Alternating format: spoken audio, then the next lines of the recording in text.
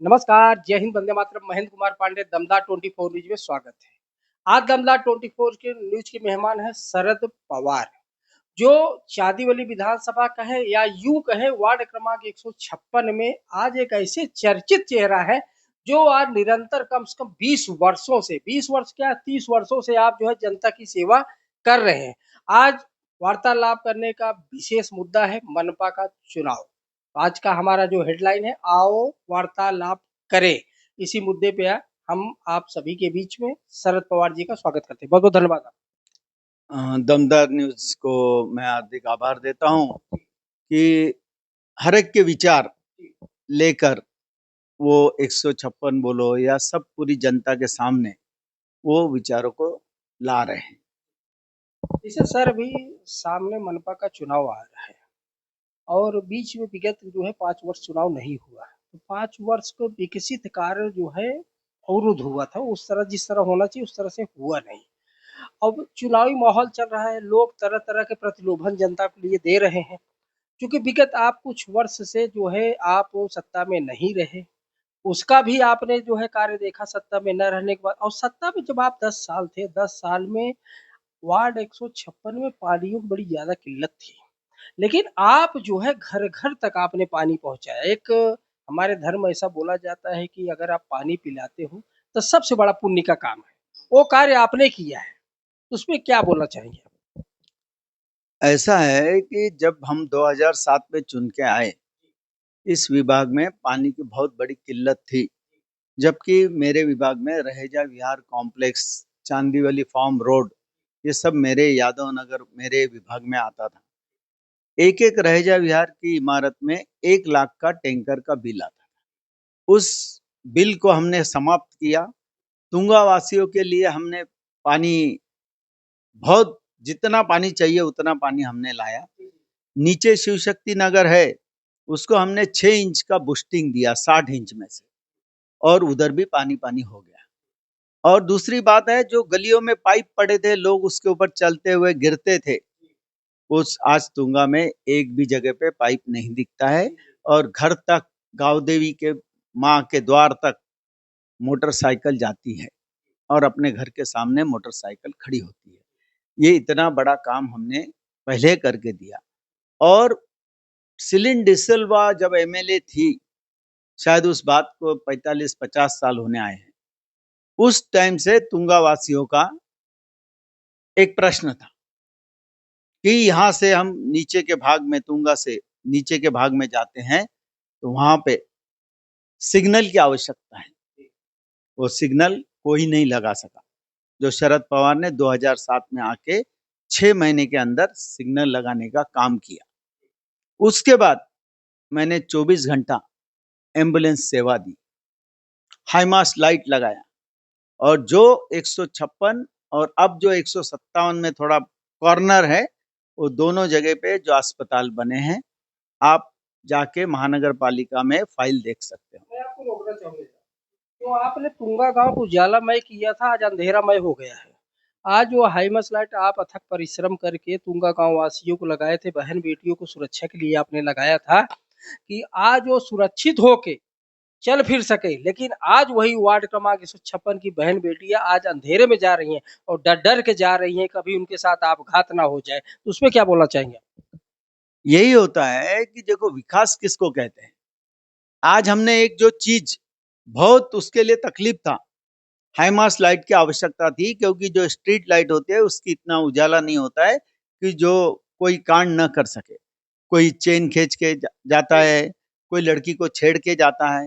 इन सबको हमने ध्यान रखते हुए हाईमास लाइट का प्रस्ताव डाला और उसमें हमारा फंड दे के और हाईमास लाइट लगाई। लोगों का बहुत कुछ उसमें अच्छा हुआ।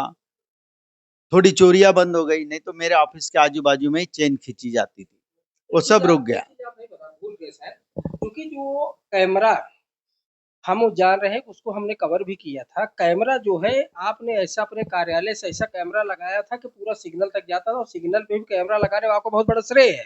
हमने जो कैमरा लगाया था उसमें पवई पुलिस स्टेशन हमेशा आके और हमारे कैमरे में सब कुछ देखती थी, और वो चोरों को और जो गलत काम करते थे उनको पकड़ती थी। एक बहुत अच्छा काम करती थी। कोई पुलिस स्टेशन, और हम उनको सहकार्य करते थे, इसलिए हमने हमारे ऑफिस में कैमरा लगाया था। और आगे भी हम कहते हैं कि आगे हम पूरा कैमरा लगाने वाले हैं और पीछे का भी लगाने वाले हैं कि वो फिंच होटल तक का भी कोई भी कारोबार है वो दिखे। हमने जनता के हित का काम किया। आज जब हम 3 माले का अस्पताल बनाने वाले थे निराली के सामने, उसमें हाई टेंशन वायर की तकलीफ आई, तो हमने कहा ठीक है साहब, आप ऐसा करो, इसको 1 माला ही रहने दो। मैंने और एक जगह देखी है जो रहेजा से सट के है, वहां मैंने प्रस्ताव डाला और वहां पे मैंने अस्पताल छोटा खोला, जो कि वहां के भी 57 के भी लोग, 58 के लोग भी आके वहां दवा लेते हैं, बिल्डिंग के लोग भी लेते हैं। तो मैंने जो भी काम किया है उसकी फाइल वहां है, आप देख सकते हो जाके कि ये प्रस्ताव किसने डाले। जो स्कूल बन रही है उसको रिजर्वेशन कब हुआ, वो प्लॉट को अशोक मारवा रोड पे, वो भी आप जाके देख लीजिए। वो स्कूल का रिजर्वेशन ही प्लॉट मैंने किया है। तो मैंने तो विकास सब करके दिया था। आज तुंगा में पानी की किल्लत है, वो क्यों है किल्लत? मतलब आप ऐसा कहना चाहते, पेड़ आपने लगाया, फल और कोई तोड़ के खा रहा है। नहीं, अपना श्रेय लेने का काम कर रहे हैं। आज मैंने जो 8 साल का गैप है, लेकिन मैं जनता के साथ हूँ। जनता के स्कूल के एडमिशन, हॉस्पिटल में जाके मदद करना, मैं मदद करने के बाद उनका नाम घोषित नहीं कर सकता, वो उनका अपमान होगा। मैंने जो भी किया है, मेरी गाड़ी में बैठ के और मैंने अस्पताल पहुंचाया है, मेरे गाड़ी में बैठ के मैंने लोगों की शादियों का हॉल बुक करके दिया है। मैं उनके नाम नहीं बताना चाहता हूँ। अभी मैंने एक हॉल बुक किया 2 दिन के लिए, जिसकी कीमत उसने बोला था 2,20,000, और वो मैंने 1,80,000 में करके दिया। वो बच्चा बहुत खुश हो गया। तो मैं ये क्या सब जगह डंका पीटूं और यूट्यूब, फेसबुक पे डालूं कि मैं ये कर रहा हूँ? मैंने स्कूल के एडमिशन किए, कॉलेज के एडमिशन की फीस भरी, कितने लोगों को बीमारी के लिए पैसा दिया, 8 साल मैंने किया है। मैंने संकट झेले बहुत, लेकिन संकट को भगवान ने कहीं न कहीं रास्ता निकाला और जनता की सेवा करने में मैं तत्पर रहा। और मुझे पूरा यकीन है कि मेरा जो काम और मेरा जो स्वभाव और मेरे को जो चाहने वाले मेरे फैन हैं, वो ये बार शरद पवार सरकार लाएँगे।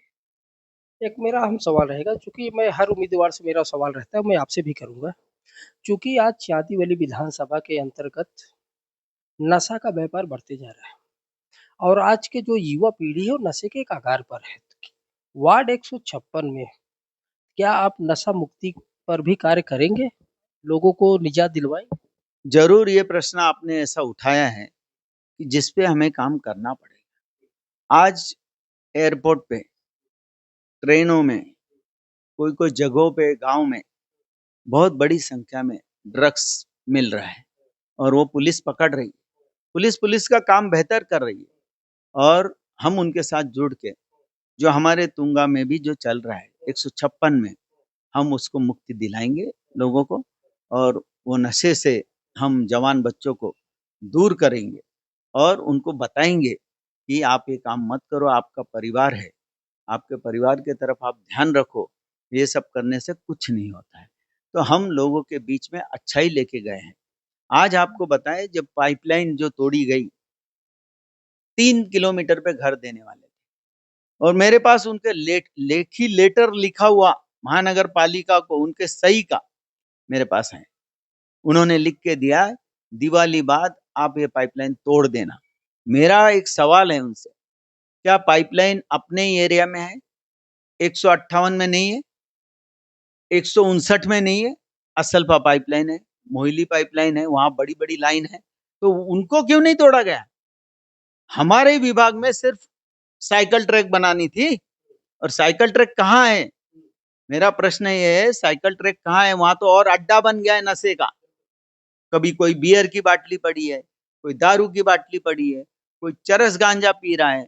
तो इन सब से मुक्ति दिलाना मेरा काम है और आने के बाद मैं वो करके बताऊँगा और आने के बाद हम लोग जनता को क्या देने वाले हैं, वो जनता देखकर चौंक जाएगी कि शरद पवार ने ये गरीब लोगों के लिए अच्छा प्रस्ताव लाया और वो प्रस्ताव सब मेरे प्राइवेट फंड से होगा।